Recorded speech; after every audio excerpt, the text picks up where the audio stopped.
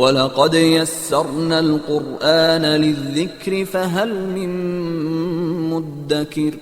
السلام علیکم ورحمۃ اللہ۔ آج کی کلاس میں جو ٹاپک شروع کرنے جا رہا ہوں اس کا نام ہے مفعول مطلق۔ نئی ٹرم ہے آپ کے لیے، اگر پہلی دفعہ عربی سیکھ رہے ہیں، شروع سے اب تک بتاتا آ رہا ہوں، ٹرمنالوجی سے نہیں گھبرانا، انگلش میں اس کا متبادل دیکھ لیں، اردو میں دیکھ لیں، لیکن یہ آپ سمجھ جائیں کہ یہ ہر چیز ضروری ہے، اسی لیے میں اس کورس میں اور اس بک میں ایڈ کر رہا ہوں۔ تو عربی نحو کا یہ وہ باب ہے جو فعل کی طاقت، شدت اور کیفیت کو ایمپلیفائی کرتا ہے۔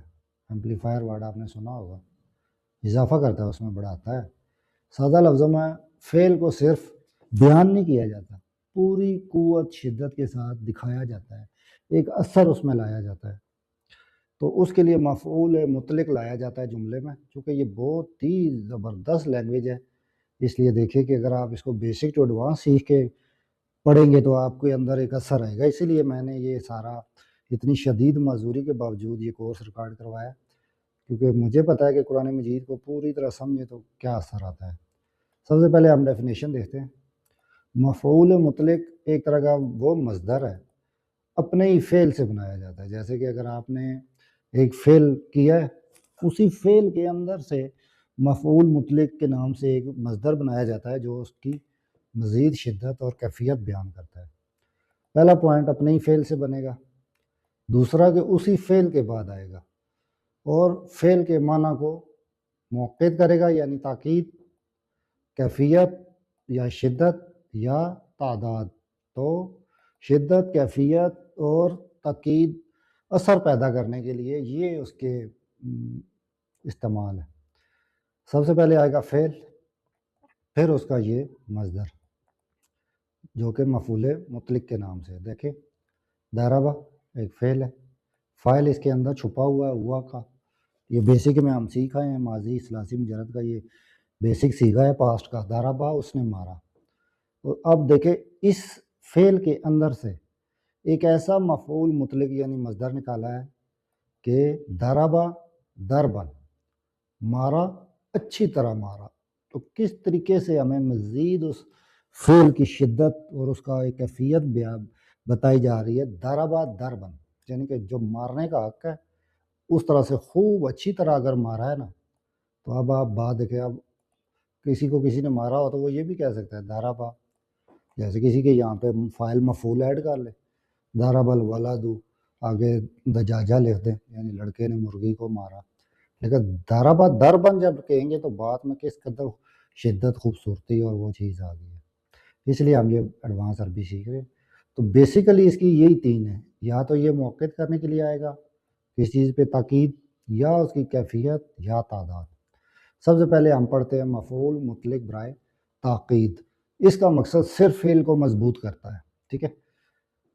اب دیکھیں ضربہ ہمارے پاس ایک فعل ہے، ضربہ، ماضی میں اس کی گردہ جب انا سے کریں گے تو ضربتو ہو جائے گا، اس کا فرسٹ ریڈیکل جو ہے لام کلمہ ساکن ہو جائے گا اور اٹیچ پروناؤن مل جائے گا، ضربتو، یعنی میں نے مارا۔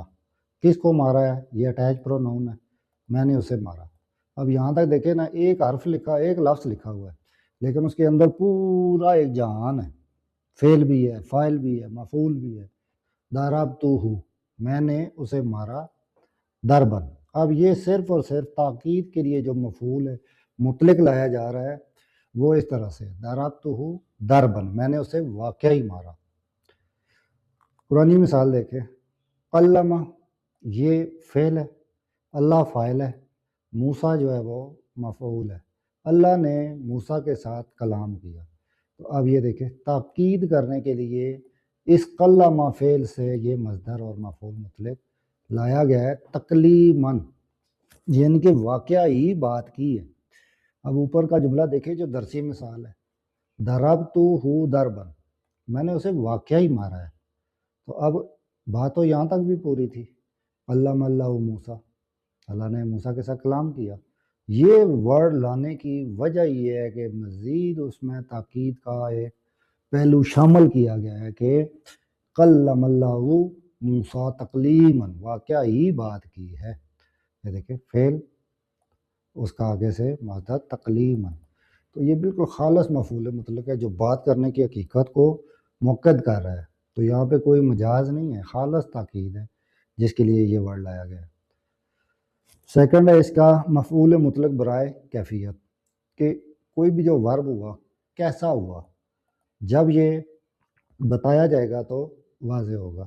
اب دیکھیں جلسہ ہمارے پاس ایک فعل تھا ماضی کا ثلاثی مجرد، جلسہ جب گردان کی انا کے ساتھ تو جلستو میں بیٹھا، جلوس المجتہد، ٹھیک ہے، ایک محنتی کی طرح میں بیٹھا ہوں، ایک محنتی بندے کی طرح میں بیٹھا ہوں، تو کیسا ہوا فعل جلستو میں بیٹھا، لیکن اس کے ساتھ دیکھیں نا یہ چیز لانے سے کیسے اس میں ایک کیفیت بھی آ گئی، جلستو جلوس المجتہد، یعنی میں ایک محنتی انسان کے بیٹھنے کی طرح بیٹھا ہوں۔ قرآنی مثال دیکھیں، فتبسم، اب فا ایک حرف ہے، تبسم ایک فعل ہے، ٹھیک ہے، فتبسم ضاحکا، اب یہ جو ورڈ ساتھ آیا ہے نا مصدر مفعول مطلق، تو کس طریقے سے اس نے واضح کر دیا کہ جو مسکرانا ہوا ہے فعل میں کیسا ہوا ہے، تبسم ضاحکا، یعنی کہ ایسا کہ ہنسی، ضاحک آپ کو پتہ ہے نا ہنسنے کو کہتے ہیں عربی میں، یہ اسم فاعل ہے ضاحک، تو ضاحکن یعنی کہ ہنسی کے انداز میں جو مسکرانا ہوتا ہے نا، اب آپ دیکھیں کہ الفاظ کے اندر سے ہمیں پکچرائزیشن ہو رہی ہے، یہ ہے خوبصورتی عربی زبان کی، اور یہ ہے قرآن، کہ جب آپ بیسک ٹو ایڈوانس پڑھ کے عربی پھر قرآن مجید پڑھے تو آپ کے سامنے وہ ایک زندہ تصویر کی طرح آ جاتا ہے کہ فتبسم، وہ مسکرایا، ضاحکن، ایسے ہنسی کے انداز میں جیسے آپ کے دندان مبارک سامنے آ گئے ہوں، اس طرح سے ہنسنے کو مسکرانے کو کہتے ہیں کہ فتبسم ضاحکن۔